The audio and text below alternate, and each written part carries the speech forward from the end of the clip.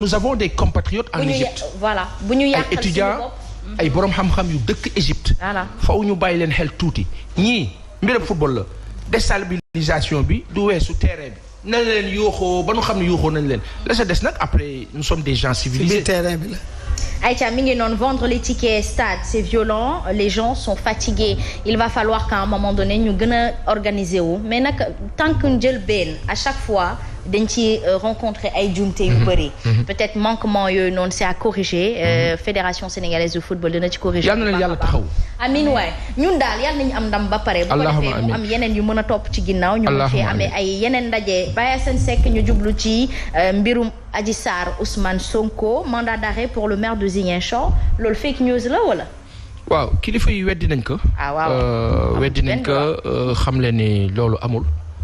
li jaaxal nit ñi nag mooy agitation bu ñu sentir semaine bi entre kër Ousmane Sonko maire Ziguinchor et cetera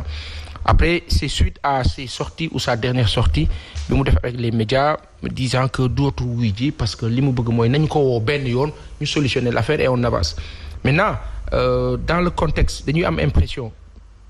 ñi nga xam ne ñoo ànd ak kii di le maire de Ziguinchor ñoom dañoo xam le ne loolu kilifa yi wax ne amul dafa naroon am. ah bon. dafa naroon am. et que diggante démb ak tey naroon na am dafa di ñoom ni ñu ko expliquer. moo la kayit ga daa egg ca bu waree egg ci juge d'instruction bi. ba ko signé. mandat d'arrêt bi day valide dañu kaa jëli. waaye comme signature ba amul du jàll léegi nag nee nañu ñoom fuite ba am la ko génne. ba nit ñi jot ci internet bi yëpp commencé naan dañuy jàpp Sonko. moo tax kilifa yi mel ni ñu dellu gannaaw mais l'un dans l'autre. mais nag pourquoi ñu war a mën a jëli Sonko te le mbir mi nekk en procès pourquoi. non parce que soi-disant que bu wuy jiwul ci contrôle judiciaire bi. comme ni ñu ko daan woowee mu dem wuy ji bu ko deful dañ koy jëli ji. mais dama bëgg a expliquer benn affaire ne bu ñu yëngal réew mi nag. waaw dama bëgg a xam nga tey jii nii am na ñoo xam ne ñu nekk ci nguur gi léegi la ñu waxtaan ci ak nit ñu baax am na si ñu baax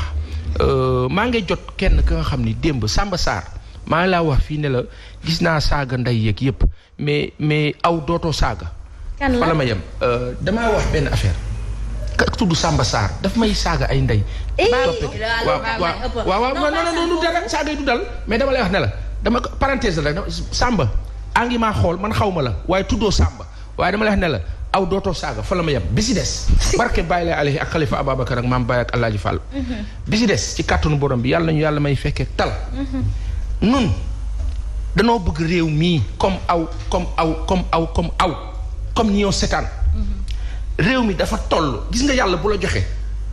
baa jëlul rek mu nangu dëgg la daal di jox sa morom Sénégal la yàlla defal ay xéwal ma gëm man ne ki ëpp wërsëg ci Sénégal wala ci àdduna bokk na ci président Macky Sall moo njëkk a dugal coupe d'Afrique Sénégal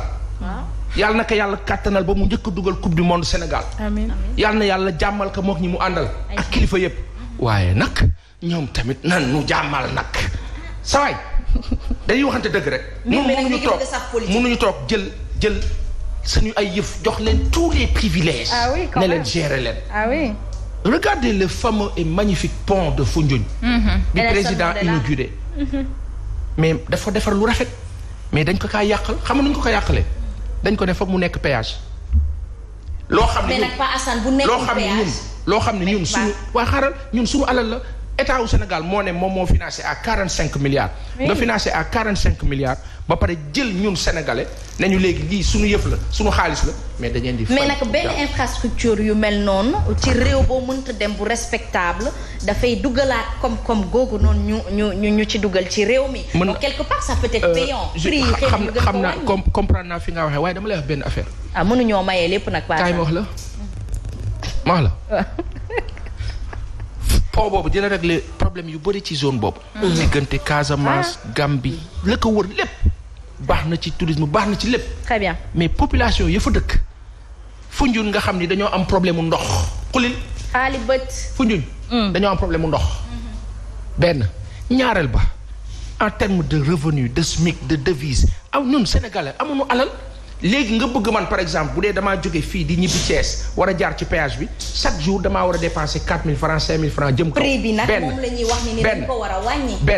beneen bi sur cette zone de Foundiougne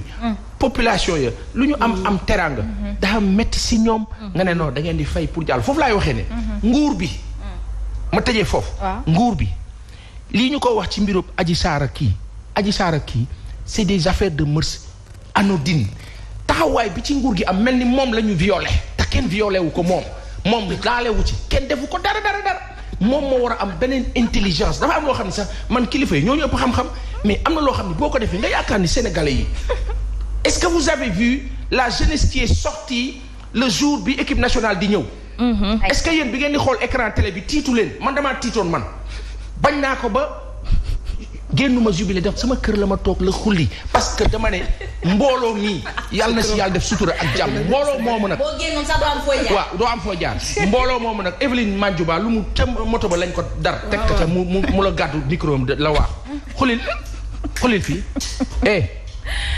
Adji Sarr Sonko nañ bàyyi justice ak Adji Sarr ak Sonko gérer seen business. ñu bañ a instrumentaliser justice bi di ko def. ni ak ne mais est-ce que tamit du ñuy génn ci suuf di génne secret des coulisses yi muy ci camp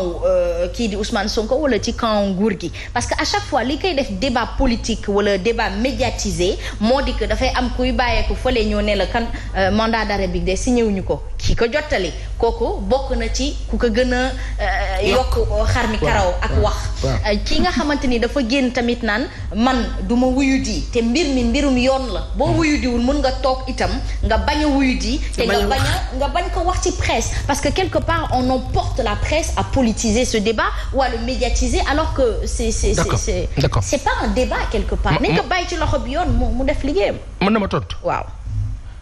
Karim Meïssa Wade Khalifa Ababacar Sall. ñoom li nga wax nii loolu la ñu def. nañ bàyyi yoon mu liggéey ku ne toog ñu ne na leen bàyyi yoon mu liggéey. ndeysaan waa la justice xulil nañ bàyyi justice mu liggéey. ci gis-gis ku xam dëgg xam yàlla même bu dul dara sax nga ragal yàlla tuuti xam ne Karim Meïssa Wade fu ñu nee def na te ñu boole ko ci liste 25 personnes ñu téye ko moom kenn injustice dugg na ba leen jàmbur benn. Khalifa Ababacar Sall ngeen ne yeey kees ngeen ne mbirëb kees boo xam ne ñëpp noonu lañu daan liggéey te moom mu ne leen ci diir 30 millions yi la dugg nii duma ko laal pendant 6 mois laalu ko ñu ne ko non ci la bokk te ña ko def loo. percepteur ya ko def loo ñu nga APR gis nga man damaa bëgg benn affaire baal ma dama bëgg benn affaire li gën a soof si àdduna mooy nit ka la toog ñu la fontoo. d'accord te danoo toll fenn ma tëj loolu yëpp dañ ci d'accord je pense que dans l'unanimité dañ ci d'accord mais non waxtaan jeexaluguma xalaat loolu noonu ñëpp d'accord parewuma mais li ñuy wax mooy que lu ñuy génn xam nga ak Khalifa Ababacar Sall mënoon na bañ toog ci ruqam bañ ba pare di topp yoon ngir yoon def liggéeyam ni mu ko waree mais génn ci média di ko wax loolu day politiser bi débat. léegi mën naa la tontu te jaruñu ko ma tontu la dama laa wax Khalifa Ababacar Sall wax la Karim Meïssa Wade. léegi nag après les deux le troisième. c'est qui Ousmane Sonko. troisième bi nag. kan la. xam nga dañ ne jamais 203. troisième bi nag ne xulil. li ngeen def diw ak diw du ngeen ma ko def léegi man ci gis-gis. may toog depuis le début ma ne waaye Ousmane Sonko mii nag bu fekkee nag liñ ko jiñ tamit moo ko def nag. waa léegi ma tontu la. ma ne la ba booba nii kaa waxee nii lay toogaat fi yàlla ñu yàlla may fekkee tal ne teg nañ ñu gàcca waaye xulil tolluwuñu foofu xam fu mu toll. danoo toll ci ab PV bu capitaine Touré génnee capitaine Touré nag bu fekkoon dégguma ko mën na ma ne maandu waaye dama kaa dégg mu wax. ma xam ne lii ala njuut njaaj ay kàcc ya bon la yan ñaaw léegi nag ci biir loolu man sénégalais waxuma journaliste de we don't care about parce que fii léeg-léeg ñu toll fenn ñu ne la non vous êtes journaliste loolu amut être moo am sénégalais buy dund ci dëkk di gis lenn li war kaa mën a nangu wala bañ ko ñun nag duñu ay dunguru xulil dama ne mbirëb Adji Sarr Sonko nan mu si dimbali justement ñu jàll si leneen leneen nag moo ñu ci dimbali justice bu jaar yoon bu équitable malheureusement waaw ma ne malheureusement information yi ngay wax ñi ngi koy génne ñi kaa génne ay sénégalais lañu bu ñu gisee loo xam tegul si yoon dañuy alerter et en guise d'alerte ki ñu téye su génnee ci média bi wax xam nga moo la lan bañ ko tayle Aïcha mi ngi noonu Madina Dieng nee na Asma des fois da ngay wax loo maîtriser wul Sénégal si c'est la politique yoon bi état bi la fi nekkal Sonko su waxul en public ñu sacrifier ko loolu dafa nekk point de vue mais li ñuy bañ rek mooy ñu médiatiser ko c'est-à-dire li Ousmane Sonko di xeex moo am dëgg na bu fekkee ne dañu war a salfaañe ak yelleefam na xeex ba loolu droit ak devoir citoyen am ñu bañ ko piétiner nan la koy xeex d'accord mais non ceci dit encore bu dee waa nguur gi dañoo nekk di si bëgg ut ndëgg sërëx politique defuñu li leen war li may bañ mooy à chaque fois ñu mën ko di def ci ay débat politisé débat médiatisé de plateau il y a des enfants qui nous regardent wax nga ko keroog fii ne nga réalisateurs yi ci film yi nañuy bàyyi di wane ay armes ak ay rey nit ak ay violence forme yooyu noonu ba ci waxin ba ci nekkin ñun ñëpp en tant que citoyen sénégalais muy ci nguur gi ci bépp leader parti politique bu mu mënta doon dañu war a def attention à ce qu'on régénère à notre à nos futurs c'est-à-dire ñi nga xamante ni suba dañuy def politique war nañoo mën a gis une politique élégante et non médiatisée non politisée mais c'est possible madame Touré def nag aw nag xoolal nii la maa def nii la jàkkaarloog aw xulil mais c'est possible xulil ni maa def nii la xulil wax ak aw xaali bët ma ne waaw comprendre naa sa souci ok ma leeralal la ci lenn nag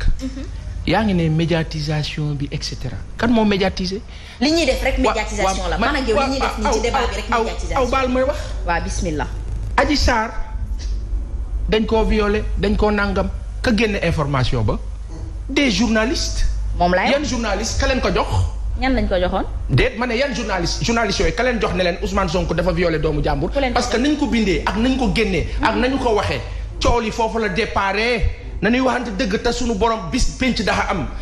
complot ou pas on ne sait pas mais li apparaître moo la tissu bi dafa vert mais non dafa jaune mu vert nga naan ma non dafa weex man maa lànk li fi xew xaw ma Ousmane def na xaw ma deful waaye nañu ko génnee ci information ak la capitaine Touré wax ak na mu tëddee ak la Ndeye Khady Ndiaye wax ak na mu tëddee ba ca certificat médical bu ne viol amul kii kat da ngeen na xamutoon góor xam na góor saway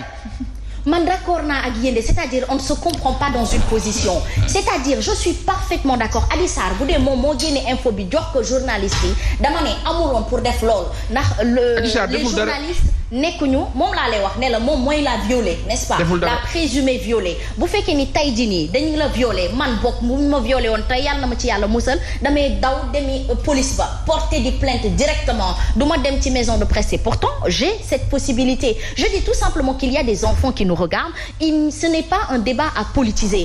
on a un cas de viol aujourd'hui et de meurtre fële ca Ndar Géej une jeune étudiante qui a perdu la vie combien de féminicides ñoo ko fi am pourtant on ne le médiatise pas autant et c'est ça donner l'info là on interpelle nous les journalistes on interpelle nous les gens du média et que quelque part il faut qu'on arrête de médiatiser ce débat mbirum yoon la Ousmane Sonko am na droit génn ne defuma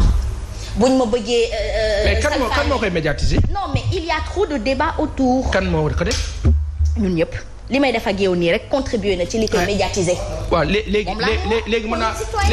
léegi madame Touré ñun dañoo dëkk ci dëkk bi su amee loo xam daf ñoo intéressé ñu war ko médiatiser dañuy kaa médiatiser Adji Sarr Ousmane Sonko presse ba ko génne ne Ousmane def na moo ko njëkk a médiatiser te presse boobu ni moo taxawee mooy ànd ak nguur bi. Aïcha voilà le problème moo tax nag ñun presse yi tamit war nañu xool suñu toogaay ak suñu doxalin bu baax a baax. dëgg bu ko defee nañ tegu ci dëgg te lu suñu yoon newul ñu xam ne ne lii bu doon waaye du seetaan mu fi sacrifier doomu jàmbur bi. kenn du fi sacrifier kenn bàyyi sa voilà non yàgg nañ ko def nag moo tax waaw dañoo yàgg seetaan ñu dañoo yàgg seetaan moo tax nag fi dañoo yooxu sa kaw ñëpp dégg ba lu ngeen dégg mu la riir rek xam ne ne lu la riir rek certificat médical boobu foog ñu leeralaat nañ ko wax nañu ko génn ba pare Asma yow mii nañ waxante dëgg ku ñu violé doo toog naan ka lay violé di doo toog di ko laaj ban heure lay ñëw nañ waxante dëgg man bu ma demee fenn ñu violé ma dootuma fa delluwaat man dafa demee fenn violé ma am naa gàcce ci sama bopp ba nga xam ne du ma def point de presse ak benn site internet dinaa nii la demee mais viol léegi kon wax di faral mais foofu laay waxee ne la des deux parties man je ne suis pas contre qu'il y ait justice je ne suis pas contre qu'il y ait anguille sous roche je ne suis pas contre tout ça je suis juste contre le fait qu'on médiatise un cas qui n'est même pas encore clair aux yeux des Sénégalais pour soit des fins politiques ou des fins d'armes politiques c'est ce qui est li nga xamante ni moom moo regrettable ci mbir mi Binta Ba dañuy dugg si yow dem léegi nag ci actualité économique man comme buy fees sama poche laa gën a tal que wax ci jàmbur te lii nii amagul fin Aïcha mi ngi noonu économie Thierno Alassane Sall alerte sur une situation difficile qui peut venir. Nous parlerons aussi de Chana, réduction de 30% des salaires du gouvernement. mi ngi noonu Asma Thierno Alassane Sall bu waxee dañ ko koy nangul parce que nag moom moo nekkoon jëwrin bi nga xamante ne dénkoon nañ ko fi wàllum énergie muy àdduna jëmale ko ci conflit bi nga xamante ne moo am fële ci Ukraine.